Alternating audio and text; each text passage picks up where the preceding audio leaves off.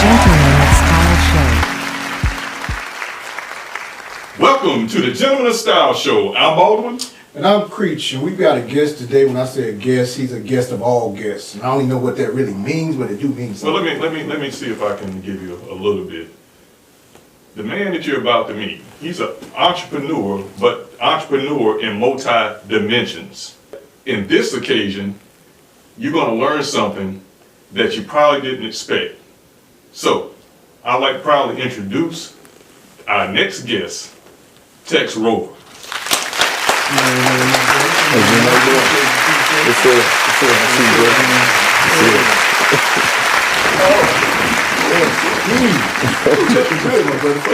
Appreciate it. I like the blue. You like the blue? You represent the Pumas down there. Yeah. That's that hip hop age. The polka dots. Yeah. Appreciate it. Yeah, you coordinating. I checked you earlier and everything. You got the ring that match the glasses, the blue and the white. I mean, you're doing everything. Yeah. You're doing everything. That's the style of the Gentleman Style Show. we like when our guests come and they show us a little something. Appreciate that, guys. I really appreciate It's it. really love, though, man. Yeah. You know, really love. Well, anyway, Tex. Yeah. You know, we like to start out by trying to find out where you're from. And, you know, if you're indigenous here, did you transplant? Tell us a little bit about that. That's a good question because there's a lot of people in Atlanta that's not from Atlanta. Absolutely. So I came by way of the military. So I'm originally from San Antonio, Texas. Born and raised there and left in '91. After graduating high school, I jumped feet first into the Army. I did 23 years in the Army. I've been around the world twice. I remember they told me I'm gonna give you this plane ticket, and I promise you, he's gonna take you around the world at least 2 or 3 times. So I did it twice. My last, I thought, was gonna be my last duty station here in Atlanta at Fort McPherson. So that's what got me to Atlanta in 2006. Changes with the military always happen. They said we're gonna move and relocate everyone to Sumter, South Carolina. Well, I was a little apprehensive about that because I just fell in love with Atlanta. Right. So I went ahead and prepared myself for transitioning out of the military while in the process of helping them move to South Carolina. In the midst of that, I was still doing contingency operations, going back and forth to Afghanistan. That being said, once I fulfilled that commitment, I went ahead and really just got myself together to transition into the civilian sector and come back to Atlanta, and I've been here ever since. So cumulatively, I've been in Atlanta. I think they say I got to be here 20 years and I'm an AT alien. That's the standard. Yeah. So I guess I got 3 more years and that'll make it for me. But that's what brought me to Atlanta, and it stole my heart. The city just stole my heart, honestly. So Yeah, likewise. How was that transition? Because I know coming from military, it's, there's a standard, a way of doing things, a process. Right. So how was that transition from you moving from straight up military life for that amount of time and then, taking on a civilian life? I never said I was done, I'm still processing it. The military has a program called TAP, Transition Assistance Program, which assists you in your transition. But when you have somebody like me that's been in the game, 17 going on 18 and did 23 years, I was in the military longer than I was in my mama's house. So it's just embedded in me.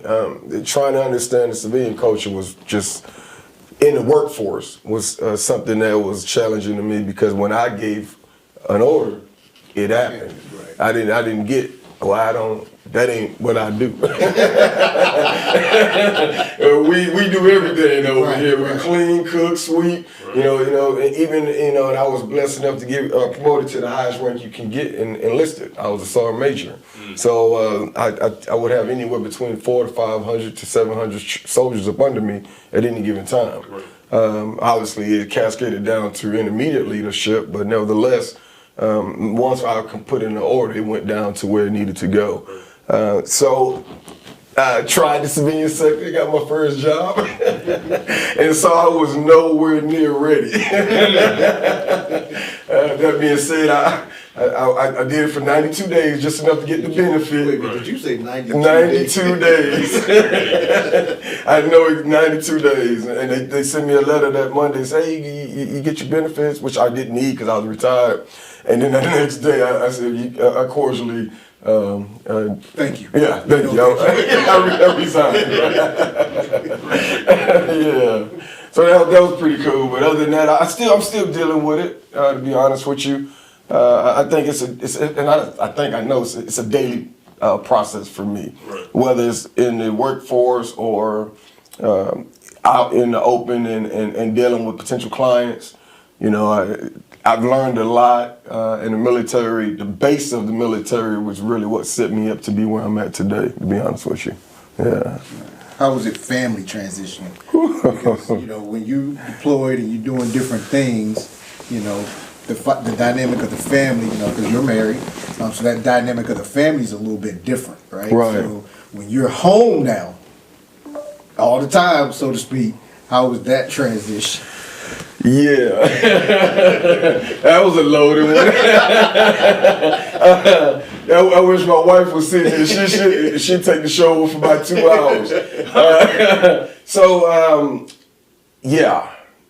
It was very, very challenging for me. I remember she told me, "I can't wait for you to retire. You know, no one's gonna open the door for you. You're not gonna have no driver. You know, you're not gonna have no special office." You know, when I walked in, people stood up. They didn't sit down until I told them at ease, you know, or carry on. Nevertheless, the transition has been great to a certain extent. Now, I'll be fully transparent. I had to go to counseling, right? I did go to counseling. I went to my combat session groups and saw that it wasn't just me, right? Like, oh, I'm not different. I am. This is normal, right? This transition is normal. So I did do my combat counseling. Then I went to and saw my psychologist, my psychiatrist, to help me kind of transition back because I didn't really know my family. You know, I thought I did, you know, but going back and forth and all those years of deployment, it took a toll. And my wife and I literally, August made 9 years of retirement for me, and we just now hitting our sweet spot. Right. You know what I mean? Just now getting back to it, and to include my children. You know, I would be this disciplinary. Come home, I put things in order, and then I'll leave, not knowing I was doing that.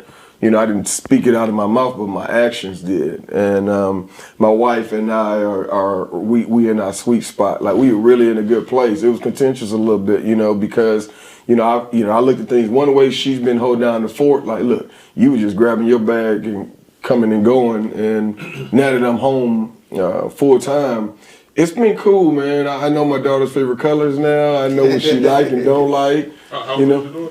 Oh man! So the baby, I call her my retirement gift. She's 13 years old. Okay. Yeah. So I came back from Afghanistan, and me and Mama hung out a little bit. And when I got back over there, she sent me a letter. She called me.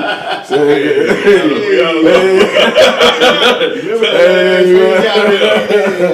yeah. Remember that time? I was on the satellite phone. I was getting ready to leave Bagram and go to Kandahar, and I was getting ready to get on the flight. And she was calling. I was like, now's not a good time, you know. And I heard her say something, you can't retire. I'm like, man, I can't retire. I'm retired. Got on that joker, and yeah, man, it's just been a whirlwind tour for us, you know. So Sky is her name, and then I have my son played for App State. Go App State. You know, he's defensive. He's a cornerback over there doing his thing, and my other 2 daughters. I got 2 granddaughters, right? So everybody's just doing their thing, you know. And I'm just trying to hold down the fort and leave a legacy for them, you know. And far too often, I think we leave more debt than we leave, you know, some added value, whether it's monetary or, you know, long-term goals in regards to trust and things of that nature. I'm very serious about that. So I want them to be able to live their dream, but daddy's gonna fund it, all right? I don't want you to try to I don't want to pass my dream off to them because that might not be what they want. So if I give them the basic fundamentals of, you know, the foundation of some type of monetary support or whatever else I can leave for them or have for them, they can pursue their own dreams and therefore they basically be happy within their own skin. Yeah. Do you have any like hobbies or things that you enjoy from an entertainment prospect outside of entrepreneurship and from a business perspective? I do. I have a multitude of them. I like some bourbon, right? Bourbon and whiskey. I really wasn't into it too tough until one of my buddies, I was in Afghanistan, he called me one day, I was passing on my way home. And he said, hey, turn around, I want you to, he introduced me to this whiskey. I said, okay, so I went over there, $275 for the bottle, I'll never forget.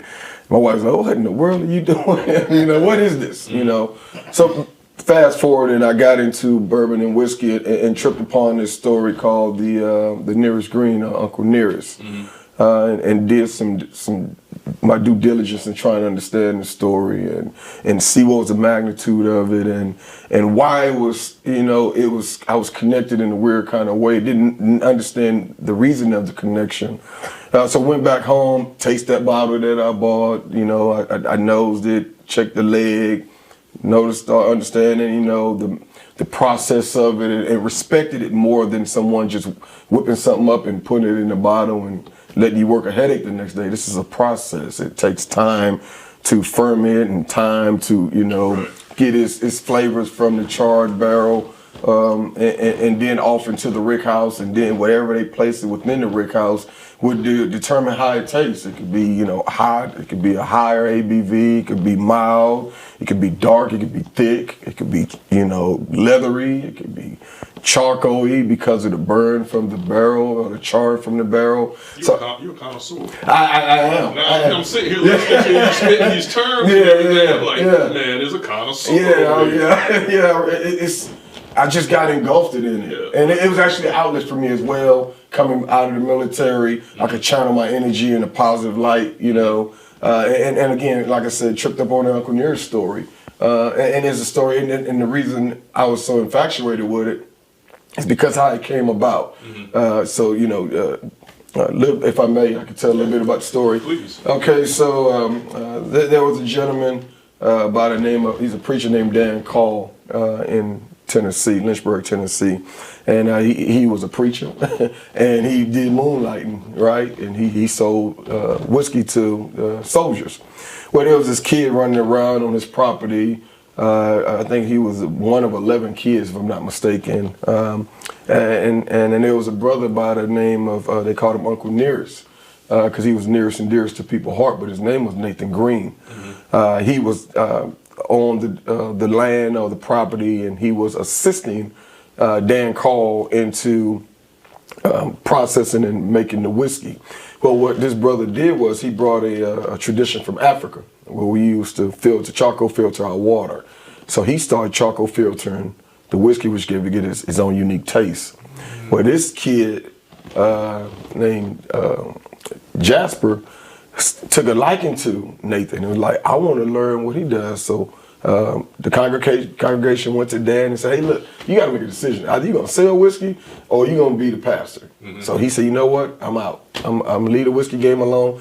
So he had Nathan Green teach Jasper everything he knew about whiskey.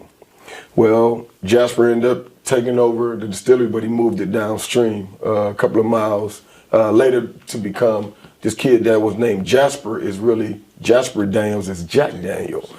So he taught him the Lincoln County processes, which what they still use today. In his autobiography, a lady by the name of Fawn Weaver was reading the Jack Daniel autobiography and saw that he had mentioned Nathan Green's name over 50 times, which intrigued her. Hence, she flew from California and went to Tennessee and did her due diligence, found that there was family members still working for the Daniel family at the distillery.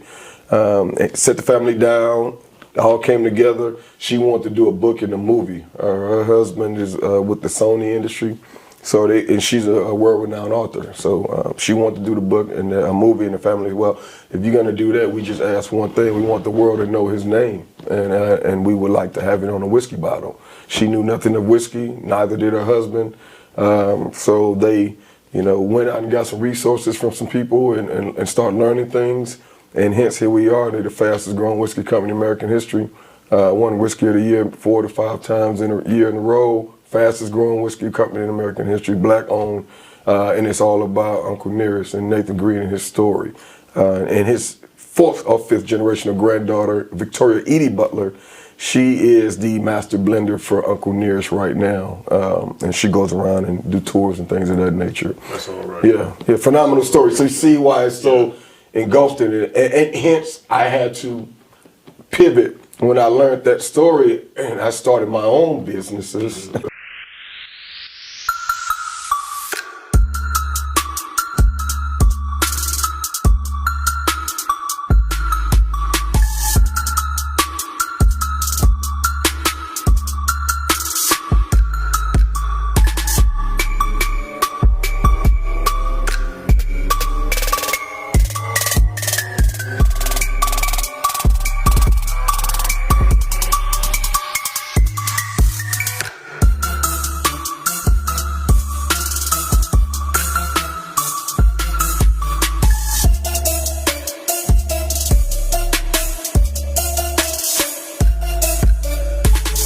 Designs by Ronimus Stone. Whostone.com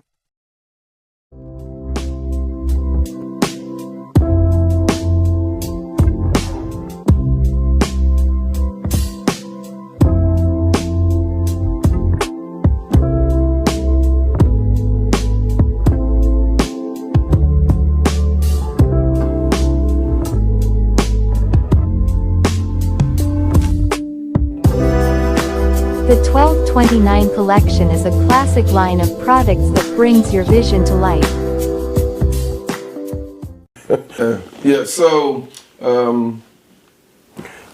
Uncle Nearest had a phenomenal story, right?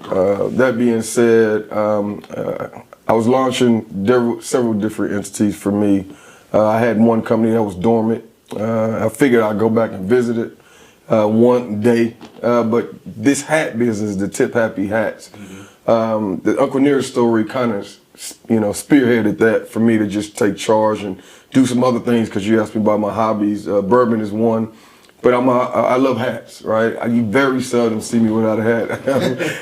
People probably gonna be like, he don't have a hat on in that interview. But I very seldom go anywhere without a hat, and I fell in love with the whole nostalgia of the look of the hat, whether you can wear a wide brim, a stingy, a pot belly, whatever you want, in regards to accessorizing your outfits, right? That's all there's accessory to it. To me, at times, some people use it for other reasons. Cowboys use them for reasons, and police and whoever else use hats for different reasons. But I wanted to get back to the true essence of, when we dressed up as men and had that nice hat on, and here we are with Tip Happy hats. All the hats they're fedoras.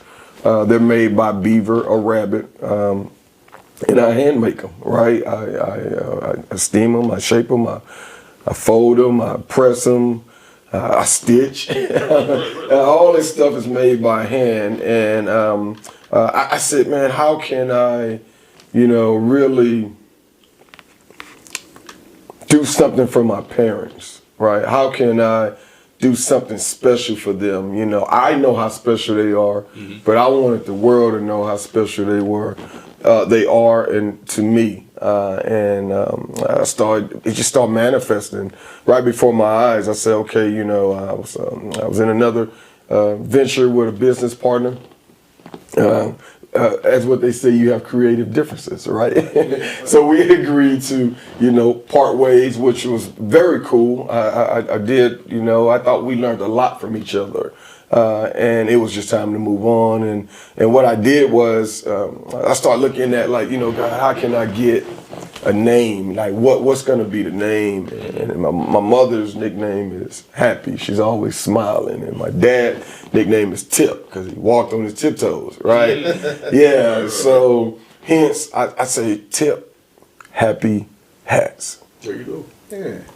A lot of people thought you was tipping your hat, not understanding that Tip and Happy are my parents' nickname. And if you look on how we deliver the hats, you get a pine wood box. It has my logo, embroidered on the top of the box. You open it, but the premise of the wood box is to show that we can overcome anything. The premise of the wood box is the wooden boats that the slaves were brought over here on, and what they went through, and how strong we are as a people to get on this side of the water on them wooden boats. And if you look at my logo, it has 2 lines up under my picture. Those are DNA lineage lines coming together. So through all that atrocity that our people went through on the wooden boats, my parents were still able to come over here and find true love, hence having me. So my picture's behind the 2 lines, and if you look at the logo as well, you have green and brown in there. Green is my mother's favorite color, and brown is my dad's favorite color. So I embedded those in there with the whole of the green-brown world behind me, and it just took off, right? And so when I did my first presentation, I was a little bit nervous and apprehensive because I was going live. I would film my client's response. That's a risk I was willing to take. They never seen it. I do a consultation, ask them their favorite colors, what kind of feathers, what kind of material. Some people say, hey, this is my dad's tie, he's passed. I make a band out of their tie, or I put it inside the scarf inside the hat and make a lining of it. Whatever to make it more personable for them. That's what I want. I wanted that Uncle Nearest feel. I wanted someone to understand, you know, the story behind Tip and Happy, of that young love that they found at 14 and 16 years old, and made it through everything until today, having me as a son to make those hats. So I told them, I'm gonna put these hats all over the world, if God willing. And we're up to 70 something now. Every box get a stamp, you know, to get their number. They come in a silk bag. You get all kinds of accessories with them.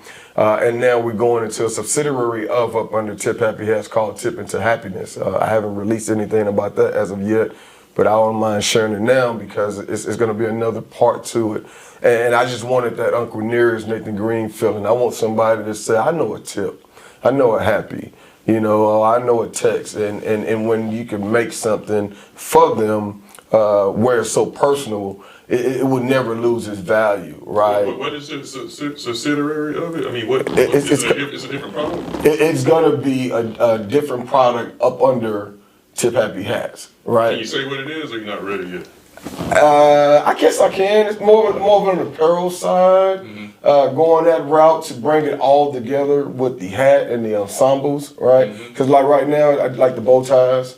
Like, so the bow ties can be made to match the band of the hat, or vest, or pants, you know. So I want that old gentleman feeling back. I want brothers to, you know, look good and feel good about themselves. And the thing about that is, it just happened with me. You know, I just started bringing it all together. So you know what? I think I need to share this. You know. That makes sense though. I mean, you have a detailed product, the hat, that has lineage to it. It's personable.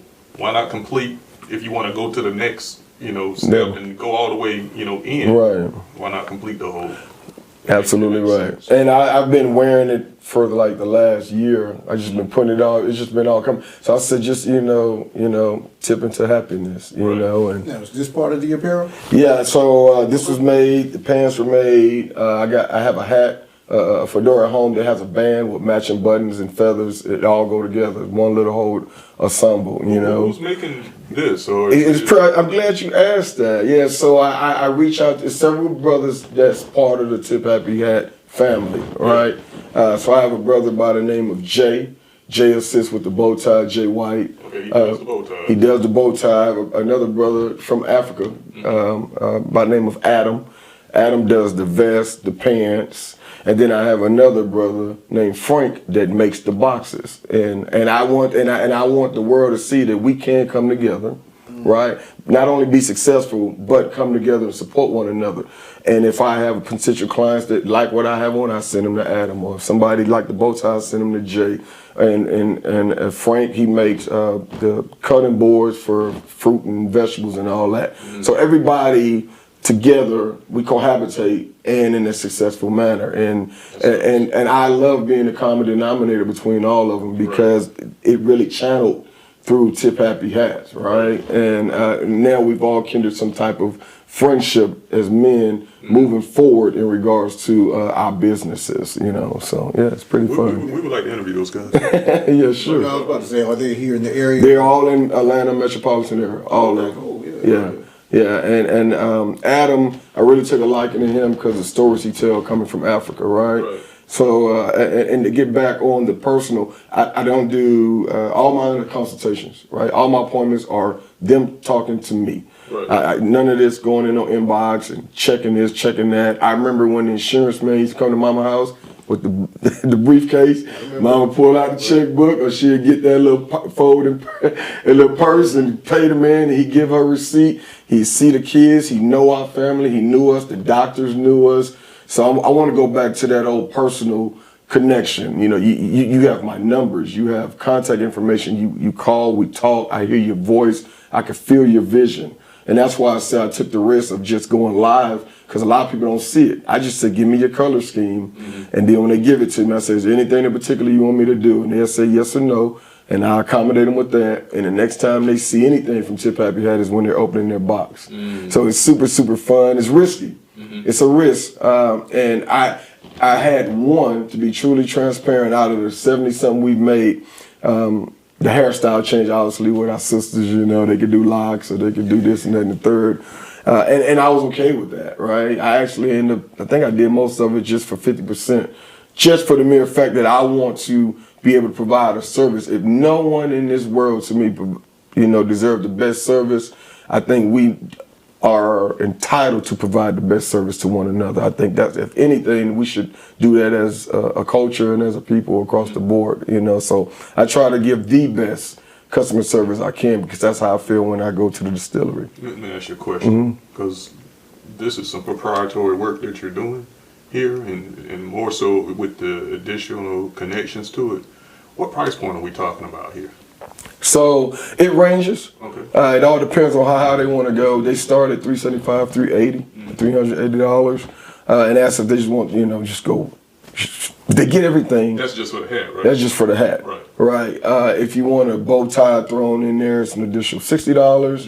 If you want the vest in there and the bow tie, additional $160. So it goes up. Right. So it all depends on how far they want to take it. Right. And I've had people, you know, ceremonies, weddings. I'm actually doing one for a brother. I'm not at liberty to say his name right now, but he's well known in the entertainment world.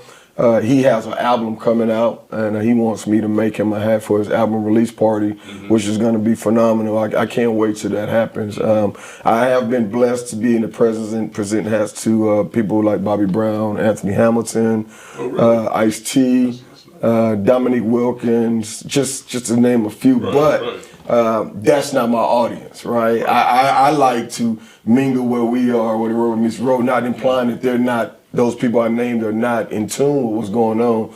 I just don't want no one to think that's just my audience. They just happen to manifest that way.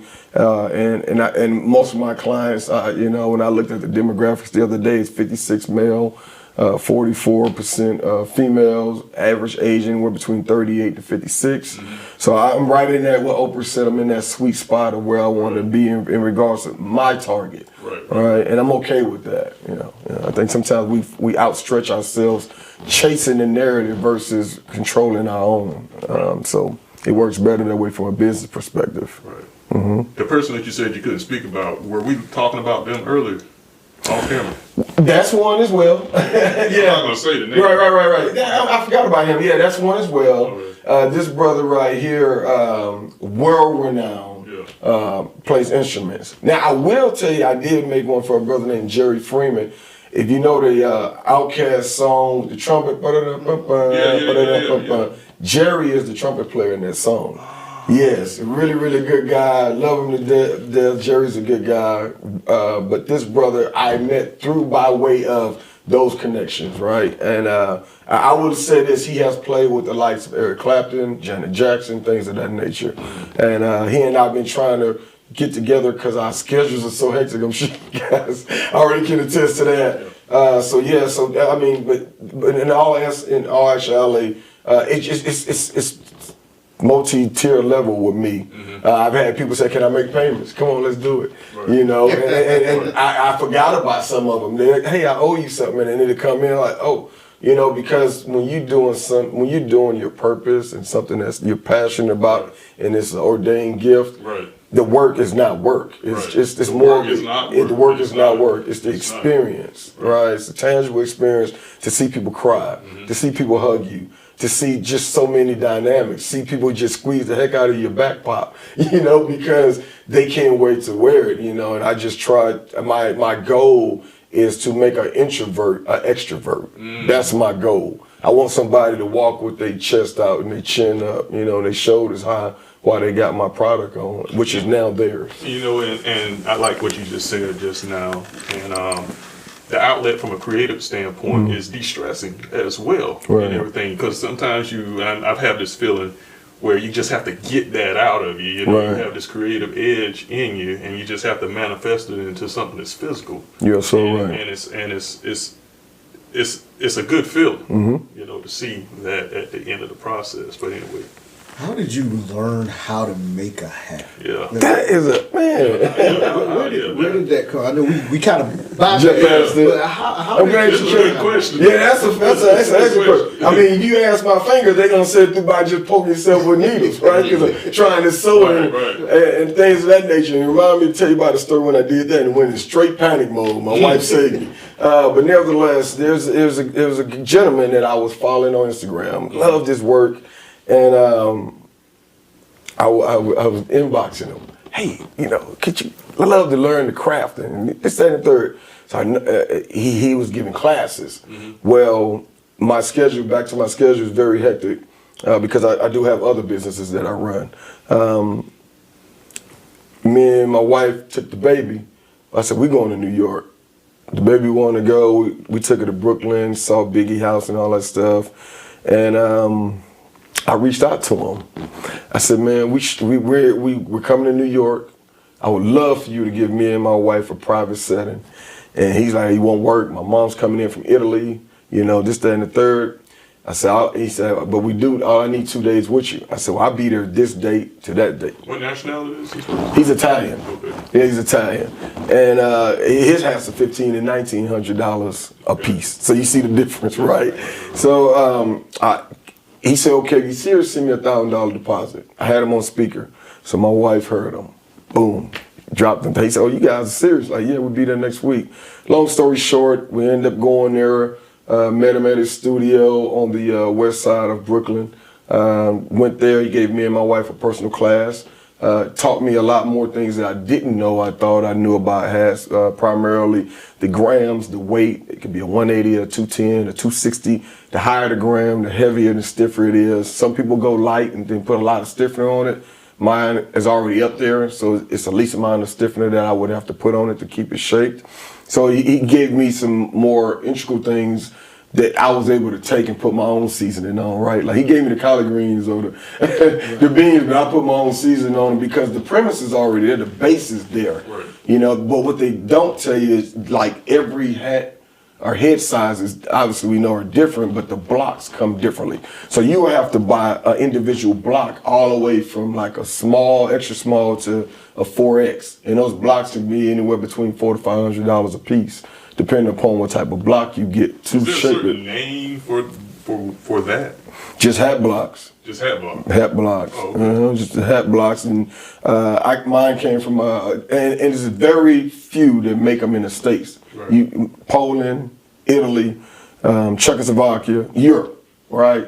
So this gentleman that I bought mine from was from Poland, and I met him on Etsy and all that stuff, and we built a rapport, and I dropped 2 bands like that, you know, so I got everything, and I was like, okay.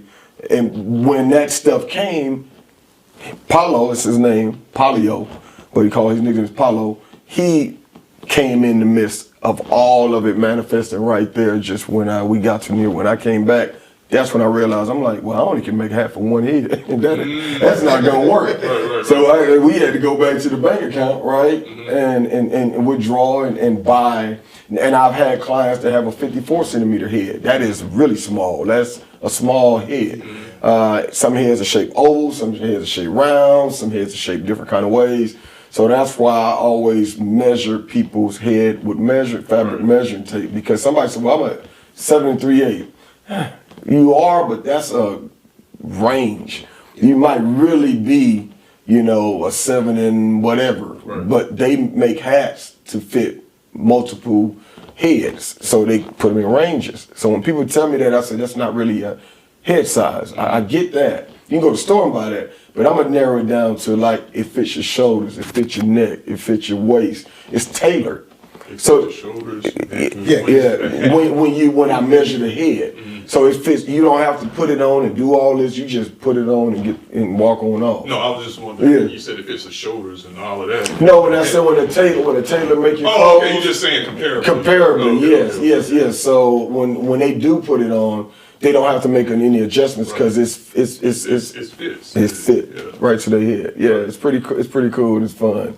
Yeah, so that's how I was able to add on to what I was already doing prior to me going live. And my client, my first client, and I'm not able to mention his name, but he handles dealings with Tyler Perry. And I presented him his hat in front of Dominique Wilkins and his significant other, and these people there, and it was like, okay, showtime, right? I went straight into the NFL, right? And and that's okay. I know, that's the way it was designed for me, and I'm very humble for that, because if all has failed, I know where to go from that point on. Right. And it was cool. It was really good. And now I have a sense of confidence where once I get a better feeling of what the client want and what he or she may like, and a lot of them just say, hey, do your thing. After they go and look at all my platforms and stuff, they just say, do your thing. But some do have, and some challenge me. It typically takes 3 to 4 weeks to make a hat, right? Because, I take my time. 3 to 4 weeks, depending upon my requests. Like, depending upon how many people, I call it my OML, my order merit list, right? We use that in the Army. It's just who comes up next. It's the next man up or next female up. I use the same premise for my hats. Next client up is this client, then I get going. So, you have to you got to shock the fabric, you got to do a stretcher, you got to steam it. So many things you do to it, you want it to rest. So you got to let it rest for a couple of days and then go back in. Yeah, I was about to ask you what goes into that. And start making it. Yeah, so, and people are always like, man, you think you're showing too much on your platforms? I'm like, no. That's the whole premise of me doing that, because we were not in it as much as we are as African Americans.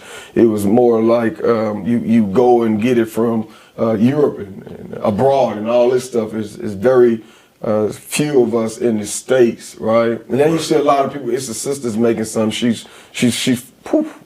phenomenal. So, but it's a lot of us in it that are. So now some people do hats, but they accessorize them. Like they might go to Amazon and buy them, or they might go to Walmart. I make them. I cut, shape, stitch, sweatband, liner, all by my hands, right? Then that's the difference. And that's why people go, well, I can get a hat for $80. You can. But it can be polyester, it can be polyester and wool. Right. It's a mixture, and that's fine. And some people are happy with that, but then I have people that you got a $2,000, $3,000 suit on, you gonna want something to, not to say that hat won't accessorize it, but they gonna go custom all the way through and through, right? So I know my audience, and I'm okay with that. I've actually had people say, well, I'm not gonna be able to do that. This is just too much, and I get it. Some people say, dang, that's cheap. All this for this? I had one come back and say, run me 3 more. I was like, dang, but it's okay because he advertised for me. He helps me with my brand, So I take it how it comes. I like that, man. That's good. Yeah, really. No, seriously, that's good. Go back and tell the story. You said you almost panicked. Yeah. Part 2, next week.